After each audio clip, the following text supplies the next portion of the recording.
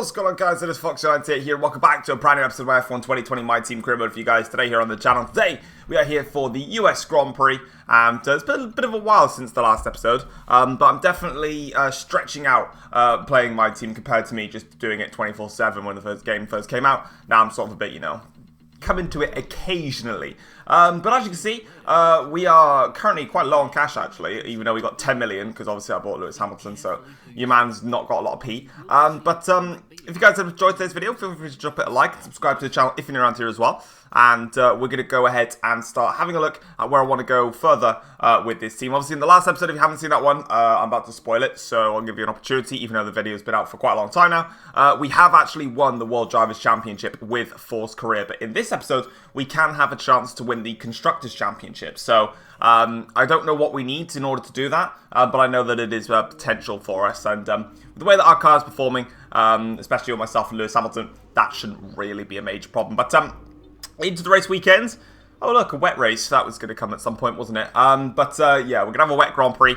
And we are still trying to save all of our components. Of course, we have a regulation change in place, which is going to affect the chassis and the engine departments. We've pretty much saved all of the minor upgrades. We're pretty much just waiting now to save the major upgrades. And then once I've got everything saved, I can then invest the rest of the resource points and move on from there. But in terms of the performance chart, it is Force Career ahead of Mercedes, and then it's Renault in third, just in front of Ferrari. Red Bull are starting to pick their way back up the order again.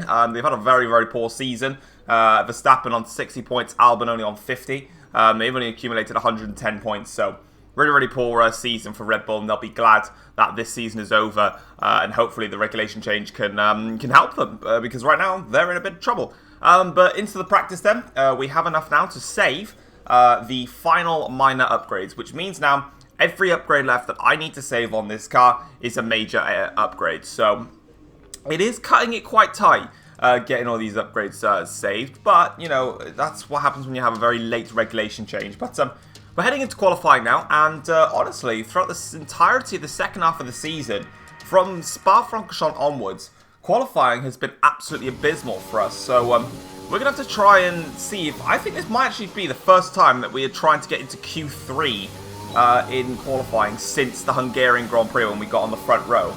That's how long it's been since we've actually gone up there. Q1, we did one lap, and I thought it was P13, but the game is glitchy, so it actually moved to P9, so that's nicer. So she's got to start finish time there. Hamilton fastest, we're about 1.4 seconds off. And yet again, shock of the hour, I just didn't have the pace. And I'm starting to think whether it's something to do with the tyre temperatures, maybe. Now that the cars are getting that much quicker, maybe the tyre temperatures are increasing even more, even though I've put the tyre temperature very low. The PSI of the tyre is very low to help with that.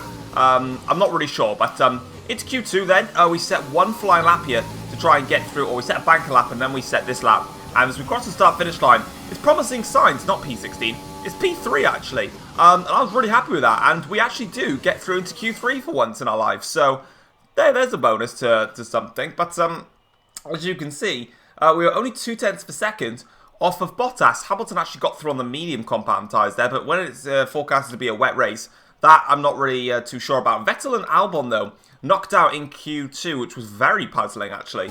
But yeah, all in all, pretty poor stuff there. But now as we're going towards Q3, I can only do one flying lap here. So this is my flying lap as we now go through into the last corner now. And coming towards the start-finish line here, we're trying to beat 1 minute 27 something. As we cross the start-finish line, though, it wasn't a good lap. It was only P8. In the qualifying, yeah, not a very good lap. Really wasn't happy, and look at that. Hamilton with a 27.0 just absolutely smashes the field. And I think I actually set a quicker lap in Q2 than I did in Q3. Maybe I should have gone out for another banker. I didn't do a banker lap in this one on used tyres. I didn't really see the need to. Maybe I should have done so. I don't know why Claire, so not Claire, whatever your name is now, Emma. I don't know why she, no, it is Claire. I'm getting everyone mixed up. I haven't played in a long time. She keeps giving me massive congratulations. I almost feel like these past 2 seasons, she suddenly realised how much of a threat I can be to her life, and she's actually being nice to me, so there you go. Wait, hang on a minute. How will not making Q3 affect your strategy tomorrow? I made it into Q3. Are you blind? I was clearly in Q... Alright, right. Let's have a word, Liz. Let's have a word, right. I haven't made it into Q3 in Spa-Francorchamps since the Hungarian Grand Prix, right? I get that. But you want to start taking the piss because I can't get through into Q3 and you can't be bothered to read the goddamn leaderboards. I'm starting P8. That is Q3, okay? The rules and regulations show that the top 10 get through into Q3. That's right, top 10.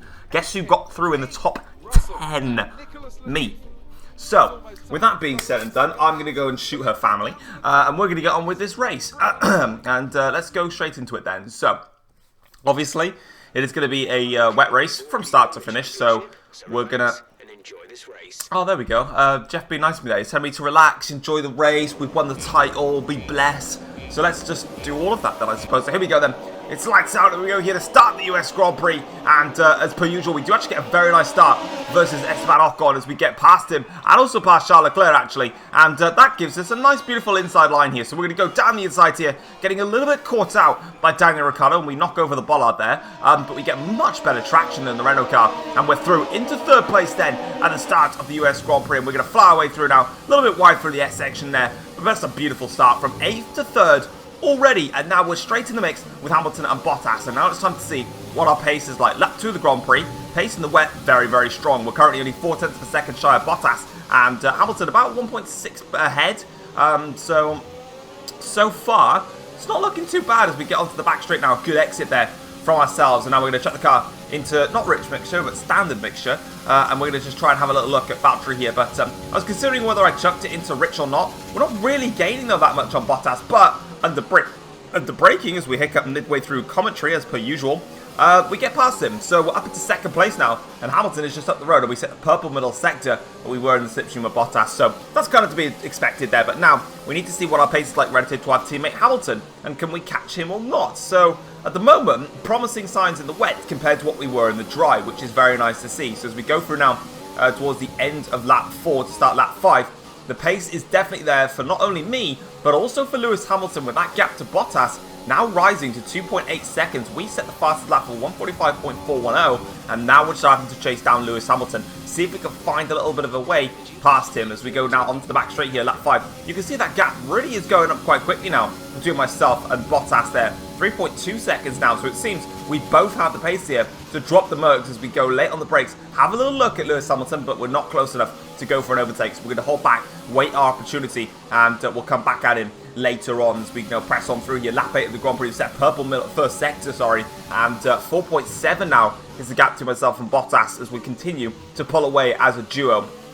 And as you can see there, a little bit squirmish on the exit, but we are going to put up to rich mixture and ERS as well. Of course, I tried to use standard and ERS, but Hamilton, of course, in the same machine, which is a little bit too hard to get close to as we now go late on the brakes here in towards the corner. And again, I was thinking, do I go for it late on the brakes and have a bit of fun? But I was just sort of like, well, nah, it's just not close enough in the way. I could have gone for it, but I think there would have been quite a lot of contact. So I decided to back out of that one. But again, we're still following Lewis Hamilton, and we're pretty much getting into a very similar rhythm to what we did back at the French Grand Prix when we were fighting our former teammate Sergio Perez. I was quicker than him, but I just couldn't find a way past, and we're in that same boat here. He's constantly half a second up on us throughout the lap, but we just can't get close enough to go for a run on Hamilton.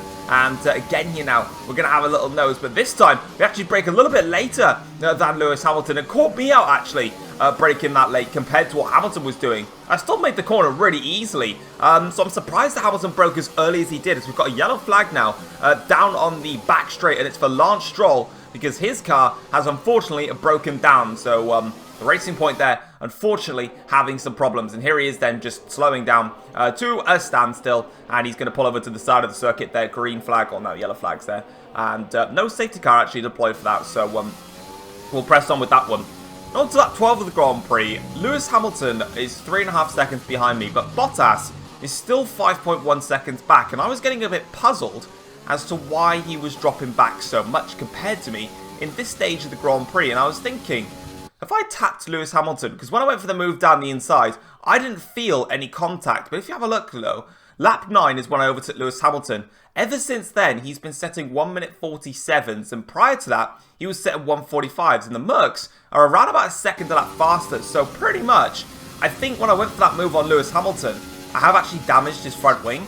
Like I said, I didn't feel anything, and I didn't, you know, smash into him. I took a lot of curbing, and I thought I left a lot of space, so I was a bit surprised to find out that I think I have damaged his front wing.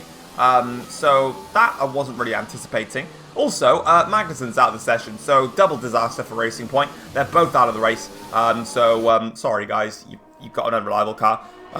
For Magnussen though, he's a little bit more dramatic than Lance Stroll, because his is an engine blowout, very sorry about that, K-Mag. You are out of the Grand Prix, my friends. But for me, though, we're carrying on with our own Grand Prix. Obviously, bit of a shame that I have damaged Lewis's car. Obviously, ever since I overtook him, that's when the damage has come along. So I've obviously tapped him. Yeah, that's a bit of a shame. But we're coming into the pits, though, for our one and only stop of the Grand Prix now. Onto another set of the intermediate compound tyres. Pretty much, unless Mercedes-Benz can put up an absolute monstrous second stint, we pretty much have the race in the bag. The pace on the wet tyres, also the intermediate tyres, is much more competitive than I expected. And of course, compared to our dry running and qualifying, I think we're actually a tad lucky that it is damp, because at the moment, in the dry, we were, you know, qualifying in P8. Maybe we had better race pace, as we're now going to get very close to Charles Leclerc on the exit, but we can hold the inside line. I go in a little bit deeper, actually, allows Charles Leclerc a chance to switch back on us, but on the fresh intermediate compound tyres versus Charles Leclerc's heavily worn intermediate tyres, we're able to make it through. And Hamilton there is 11.8 up the road, but of course he is yet to make his second stop. We do have then the other Mercedes-Benz car, Perez, chasing him down, and he might be able to get close to him as Bottas does rejoin in front of one of the Renaults. Both the Renaults haven't really been anywhere in this Grand Prix. But on to lap 17, start lap 18. I pretty much decided that as well as the race is pretty much done and dusted from my end, that I was a bit bored. So I decided to go and have some fun with some purple laps. Also, Hamilton has dropped down to P4. He did actually pit for a new front wing. So the damage that I obviously must have done to Hamilton, again, like I said, didn't feel any contact. It was obviously enough as we set another purple lap there to go and set a 143.6 and have some more fun. But I wasn't happy with that lap. I wanted to go even faster. So guess what? I did. 143.3 and increasing that gap nicely. Still very low on fuel, but we can save that back. And that's exactly what we did. And we just cruised it, really. There was nothing else to it. And I'm even just taking the mick and slowing it right down and, well, smashing the wall on the start-finish line there. But it is the race win for ourselves here today. It was never really in doubt from as soon as the lights went out and as soon as the end of the second lap, I'd say, as soon as we started lap 3, I knew I had pace in the intermediate conditions. I didn't have it in the dry, so thank God the rain came. You know what they say in Force Crew, we always bring a storm with us, you know what I'm saying? You know, we're always bringing a storm, so today I thought I'd bring, not a full storm, just a little smoochy, you know, just a bit of a smoochy storm, as I like to call it, and, you know, help me win. So that's what we did, and we take the checkered flag. Hamilton, unfortunately, I don't think he actually managed to overtake the two Mercedes cars. He got very close to them, and I'm actually, you know, I'm a bit half-hearted about it, really, you know.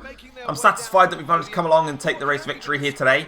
But I'm not kind of satisfied that even though I thought I've made those type of overtakes so many times and they've never damaged the front wing of a car. To see it just then damage my teammate's front wing, I'm just like, really? You know? But, you know, that's racing at the end of the day. He did pit for a new front wing and he did actually manage to close up to the two Mercs once again. Which is a shame, because it should have been a 1-2 finish, really. So, yeah. Oh, I also got a time penalty as well for corner cutting somewhere in there. Like I said, I was just in a world of my own. It didn't really matter. You can see, though, having a look pretty much at all the lap times, no one really came close. I think Hamilton set 44.0, but then we were like a 43.3 on my absolute push lap. So, yeah, you can see Hamilton was around about 0.3 of a second faster than both Mercs overall. Gap now in the Drivers' Championship, 121 points, but the championship's already been signed and sealed. Hamilton, though, is 10 points behind Daniel Ricciardo. So for the rest of the season now, I am going to try my hardest to focus on getting Hamilton in front of Ricciardo. Yeah, I'm not really going to focus on myself anymore. Constructors' Championship, I believe we've now wrapped that up here today. So that's very nice. So we've managed to do the double. You gained a lot of position during the race today. I don't know what, yeah, it was power unit probably. I don't really know. What happened last weekend? Japanese Grand Prix was very slow. That's because the AIs are broken. So I just decided to say shout out to the aero package. Did I feel comfortable in the wet weather? Like I said, I bring the storms. So, you know, man, it is what it is. You know, I like to have a little bit of a test here and there, but I am the master of the storms. So, I didn't have a close. Actually, no, I did. We had a battle, didn't we? I actually overtook him. I forgot about that. Yeah, but it wasn't that close because I overtook him and then I won by like 15 seconds. So, with you putting that out of my way, in the rivalry, it's actually 5-4 between myself and Bottas.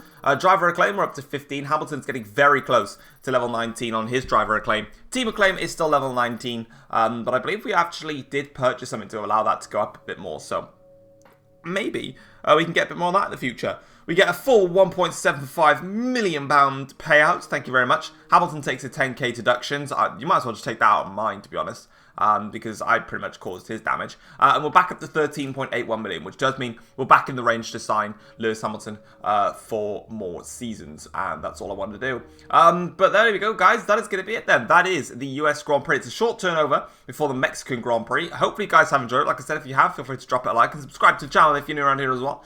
And I'm pretty much just going to see what I fancy doing. I'm going to go with a marketing strategy thingy-majingy. And then in terms of my R&D points, we are going to start saving some more pieces. So we're going to save our first major upgrade of the cylinder head. But for now, guys, I'm out. Take care all.